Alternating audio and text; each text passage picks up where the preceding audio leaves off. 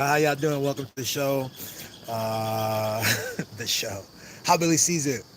It's Monday and it's day 2 of my new 60-day straight series, man. So just getting on here, talking and getting even more comfortable and free, and just stating things as it is. Yo, shouts again to the Knicks. Yo, shout again to the Knicks. I talked about it in the last thing. It's just crazy um, to be like an old school Knicks fan and to go through what we've been through, and then to see it finally pull through this way with Brunson, his team in particular, some beasts, his gritty team. I'm excited about it. Last night was a different sporting event in Washington, D.C., on the White House lawn. My wife and I were actually at a restaurant. We got caught in the rain. It was a big old thunder rainstorm, and that actually delayed the event to the White House event. But I saw clips of it later. It's just so fucking crazy, yo. Circus, circus, man. That's what the title is, right? Circus, circus. A small group of people getting paid and reaping the benefits of this propaganda spectacle. I think it was 7 different fights of 14 fighters beating each other up on the White House lawn. 4,000 people gathered. You know what I'm saying? Once the rain stopped, and then several more like lined up down the standing room, down the mall and whatnot. And it's just a big old ridiculous spectacle. Even as Joe Rogan and Dana White, I don't know if Dana White had a public statement against Trump, but Joe Rogan has. He's used his podcast to criticize the president, but he's there. He's right there. Everybody's there, you know? Everybody's paid to be there. Everybody sees the benefit of being there. We get to call it all patriotic and fun. 250 birthday celebration on Trump's birthday, not on July 4th, which is just a couple weeks away. He's like, I want it on my birthday, because that's the kind of guy he is. And so he gets the rain delay, and then they do the event. They manage to pull it off. And there's some decent fights in there if you're a fan of UFC. you know, it's a big win for UFC. UFC gets this national spotlight. I mean, it's a big company anyway. That scene has grown through UFC anyway. But to get to fight on the national mall, this big event, it's an embarrassment.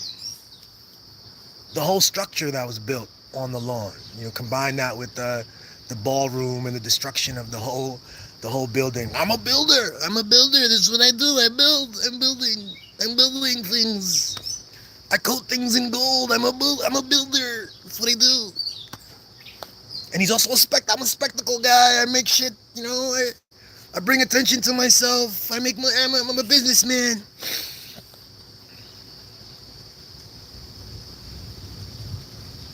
It's fucking ridiculous. Fucking ridiculous. There's a clip too of I don't even know who this guy is. Somebody, he looked like a wrestler. He's dressed up like a WWE wrestler, and he takes the microphone. Was it Joe Rogan or was it Dana White? I think it was Joe Rogan. He takes the microphone and he says, Michelle Obama's a man.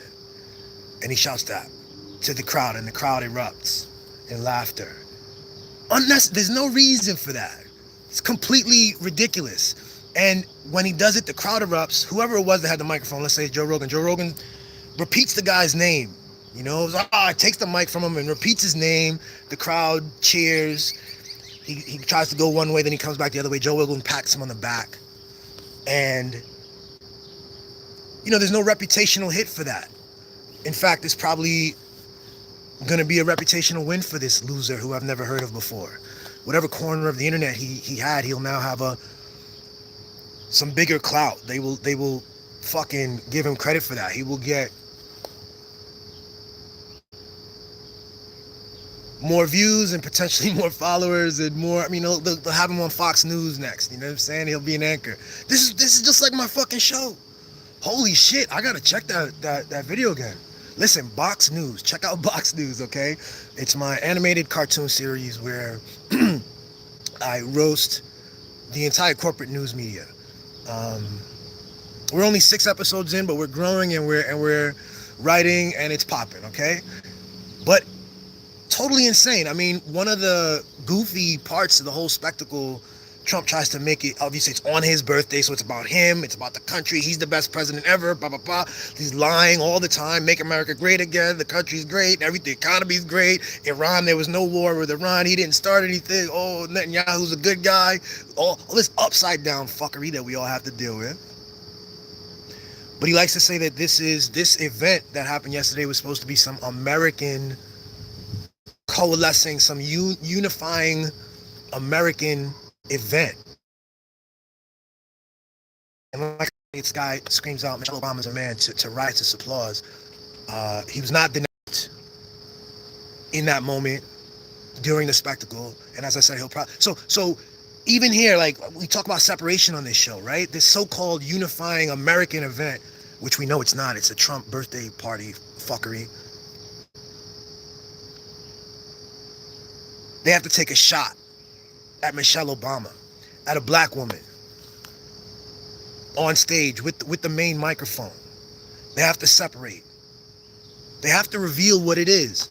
It's always a separation. It's always an opportunity to create and lean into contrast and to sell their brand, whatever their fucking brand is. The MAGA brand, the right-wing brand. It's sick. It's twisted. That guy's going to be called Based. They're going to have him on Reddit videos. Oh, this is Based. It's a child. It's probably this is an adult man. Probably has children of his own. Probably has a family. Probably tells himself that he's an adult man, but he does this when he has this opportunity on the White House lawn. He takes the microphone to do that.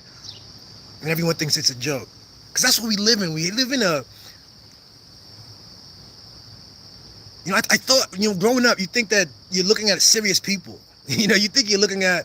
The adults have kind of figured something out, right? They kind of understand things. But then you grow up and you become an adult, and you go like, oh shit, no. These people are fucking tall babies. These people are tall babies with graduate degrees and like extensive careers, and some of them, the president is a tall fucking baby. And they exist for their own selfish shit, And so yesterday was just another example of the state of our socio-political circus and fuckery and violence. Another thing, we hear about the racism of the past, and I think that moment was a moment. We're taught about it as some hate, like it's like some irrational brain thing. Literally, this dude wants to be seen. Literally, this dude is interested in his own visibility, in his own virality. And literally, when you think about the racists of the 1850s, it was not too different. Okay, there was financial benefit, there was virality, there was attention. There were journalists at that time who bought into notions of separation, who sold it. They agreed to the terms, and they used their station in society to sell it and to perpetuate it. And that's what it was. And many people made great profits off of that. And that created, call it South, whatever you want to talk. There was an agreement on what we should call things, and who we are, and who's an upstanding citizen, and who deserves rights, and how we're going to use free speech is for everyone, but how we're going to use it. And obviously, these dickheads, they use their free speech to subjugate and to selfishly be seen. It's like, that's what it is. And no one denounces him. Like, this guy will be, like I said, Dana White, he's going to call him up. They're going to be good. They got a partnership. He'll be at the next thing. He'll be normalized. CBS might call this dude up. Let me hear your opinion on the next thing. Blah, blah, blah. What do you think is going on in the world? And it's the same guy. It's the same racist, selfish, carnival barker, attention seeker, right? Normalized. Maybe he's got a suit on this time, and now he's dressed up, and they call him a journalist, and we're supposed to take him seriously. What is going on? What is really going on? So when I get into these moments where I really want, I'm like, what the fuck? You try to make sense of it all. You try to make sense of it all. It's heavy. It gets crazy. You can't make sense of it all. You have to kind of. I just find power in letting the fuck go, letting go of my effort to try to understand or make sense. Making sense of it actually normalizes it in a way. There is no sense to it. These are individual selfish actors, all the way up, all the way down. And shit, if people are gonna be free, I want to be free. Here's how I take it back to myself. That's why I'm here. I'm exploring my freedom. I'm understanding where the limitations are. Why do I pause when I speak? Why do I think twice to try to say the right word? Well, I've been trained and I'm political. I am a journalist, and so I'm concerned with accuracy. I'm also aware of political tensions and I want to be helpful. I don't want to contribute to division. And you look around and so many people don't give a fuck about that. They just do their thing selfishly. Whatever time, whatever period it is, they would operate that way. So that's what just blew my mind yesterday with that event, with that spectacle. Sports is a beautiful arena where people get to compete and laugh and enjoy ourselves. The whole American project, the whole idea at its best is a unifying one that has to do with immigrant populations and has to do with people from other lands coming here. And the whole 250-year celebration, that could have been something, but you have this president, this grifter, the guy there's no president ever in the history of the country that's become more rich post presidency. In the last year, the man has made several billions, and it's been so obvious that even Fox News has to report on it,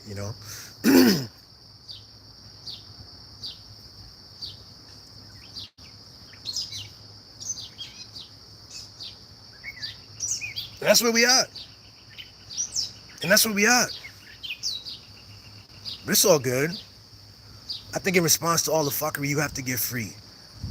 In response to all the fuckery, you have to get free. You have to notice the limitations.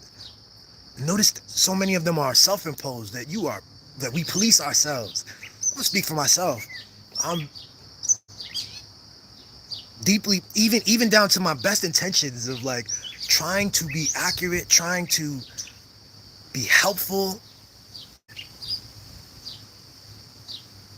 trying to make sure you don't contribute to the noise, that you contribute to a signal but not the noise. I'm